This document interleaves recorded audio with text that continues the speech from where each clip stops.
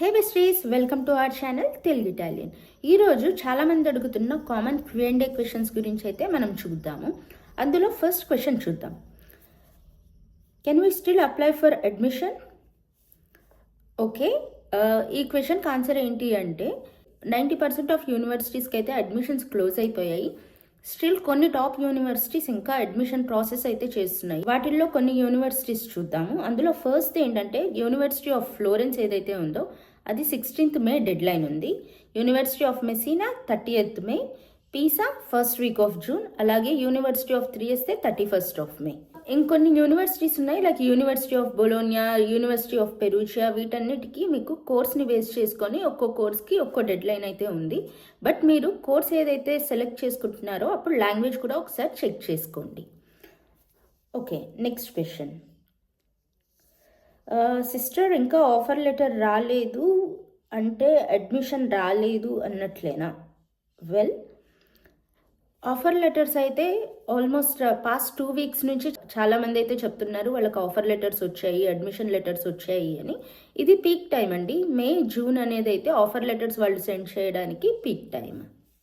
Pre enrolment 30th November అన్నారు కదా.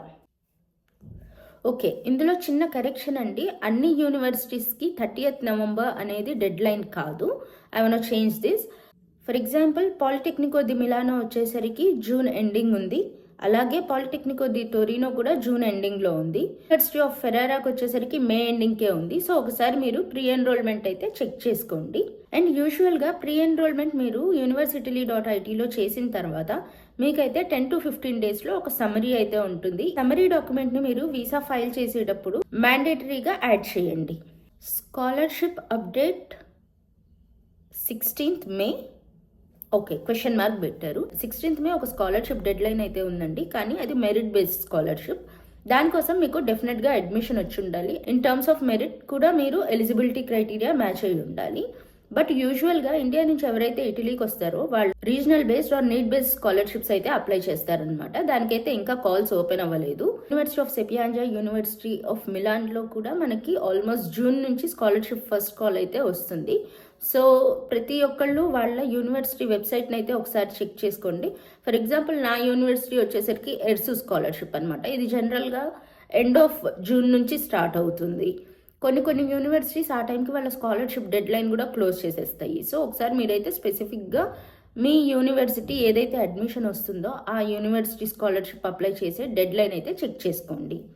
Visa ఇప్పుడే అప్లై చేయొచ్చా ఇది అడుగుతున్నారు. వెల్, ఇంకా మనకి వీసా స్లాట్స్ అయితే ఓపెన్ అవ్వలేదండి. ఇంకా బెంగళూరు అండ్ ముంబై లాంటి కొన్ని వీసా ఎంబసీ VFX ఆఫీసెస్లో ఈ మంత్ ఎండ్కి న్యూ చెక్ లిస్ట్ రిలీజ్ అవుతుంది అని అంటున్నారు.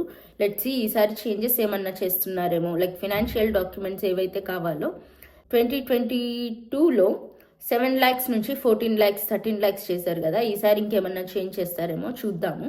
దీని తర్వాత MBBS గురించి వీడియో చేయండి అని అడుగుతున్నారు. ఢిల్లీలో మెడిసిన్ గురించి వీడియో చేయండి అని అడుగుతున్నారు. సో నెక్స్ట్ వీకెండ్ అయితే ఈ వీడియో ప్లాన్ చేద్దామని అనుకుంటున్నాను. ఎందుకంటే నేను మీకు జెన్యూన్ ఇన్ఫర్మేషన్ ఓవరాల్గా అందరికీ యూజ్ అయ్యే విధంగా ఇద్దామని అనుకుంటున్నాను. బట్ ఎవరైతే మెడిసిన్ చేద్దాము అని అనుకుంటున్నారో వాళ్ళైతే ఐమాట్ ప్రిపరేషన్ స్టార్ట్ చేసేయండి. ఇంజనీరింగ్ అండ్ మెడిసిన్కి డిఫరెన్స్ ఏంటి అంటే, ఇంజనీరింగ్లో అడ్మిషన్ వచ్చిన తర్వాత ప్రీ ఎన్రోల్మెంట్ చేస్తాము, కానీ మెడిసిన్లో ప్రీ ఎన్రోల్మెంట్ తర్వాత ఐమాట్ స్కోర్ అనేది సబ్మిట్ చేస్తాము. సో ఐమాట్ అనేది కామన్ కాబట్టి మీరైతే ఐమాట్ ప్రిపేర్ అవుతూ ఉండండి. ఇన్ ద మీన్ టైం నేను నెక్స్ట్ వీక్ మీకోసం అయితే డెఫినెట్గా ఒక ఫుల్ వీడియో, కంప్లీట్ డీటెయిల్స్తో వీడియో అయితే రిలీజ్ చేస్తాను. నెక్స్ట్ క్వశ్చన్ చూద్దాము. యూనివర్సిటీ ఆఫ్ ఈస్టర్న్ పియమౌంత్ మంచి యూనివర్సిటీ అయినా అని అడుగుతున్నారు. యూనివర్సిటీ మంచిదా కాదా అనేది డిఫైన్ చేసుకునే ముందు మీకు అక్కడ ఆపర్చునిటీస్ ఎలా ఉన్నాయి, ఫస్ట్ థింగ్ మీ కోర్స్ మీద డిపెండ్ అవుతుందండి. కోర్స్ మీద ఎందుకు డిపెండ్ అవుతుంది అంటున్నాను అంటే, మీ కోర్స్ని బేస్ చేసుకొని మీ కెరియర్ అనేది ఎలా ఉంటుంది ఏంటి అనేది మీకు ఒక స్ట్రక్చరల్ థాట్ అయితే మీ మైండ్లో వస్తుంది. ఫర్ ఎగ్జాంపుల్, IT పీపుల్ అనుకోండి, మాకు ఒక డెవలప్మెంట్లో కానీ లేకపోతే ఇంకా వేరే కేటగిరీస్లో కానీ వేరే డొమైన్స్లో కానీ మాకు ఆపర్చునిటీ ఉంటుంది. అలాగే మెకానికల్ స్టూడెంట్స్ అనుకోండి, వాళ్ళకి ఇక్కడ ఆపర్చునిటీ ఉంటుంది. అదే సివిల్ స్టూడెంట్స్కి అయితే ఆపర్చునిటీస్ ఉండవు. వాళ్ళు జనరల్గా మేనేజ్మెంట్ కోర్సెస్ తీసుకుంటారు. సో మీరు తీసుకునే కోర్సెస్ని బట్టి మీ కెరియర్ ఎలా ఉంటుంది అనేది డిఫైన్ అవుతుంది, కానీ మీ యూనివర్సిటీని బేస్ చేసుకొని అయితే ఉండదు. యూనివర్సిటీ ఆఫ్ పియమౌంత్ ట్యూరిన్కి దగ్గరే కాబట్టి I think it's also well developed place, but still మీరు ఒకసారి అయితే ఇంటర్నల్గా చెక్ చేసుకోండి. వీసా ఫైల్ చేసే టైంలో టికెట్స్ బుక్ చేసుకోవాలా? ఓకే, వీసా ఫైల్ చేసే టైంలో మీరేం టికెట్స్ బుక్ చేసుకోవాల్సిన అవసరం లేదండి. బట్ మీరు ఒక డమ్మీ టికెట్ని అయితే స్పెసిఫై చేయాల్సి వస్తుంది. క్రెడిట్ కార్డ్తో ఫ్రీ క్యాన్సిలేషన్ ఆప్షన్తో మీరైతే ఫ్లైట్ బుక్ చేసుకోండి. రిటర్న్ ఫ్లైట్ బుక్ చేసుకోవాల్సిన అవసరం లేదు, జస్ట్ వెళ్ళే ఫ్లైట్ బుక్ చేసుకుంటే సరిపోతుంది. But still new check list వచ్చిన తర్వాత మనం దీని గురించి అయితే కన్ఫర్మేషన్ ఇద్దాము. Is Italy tax free?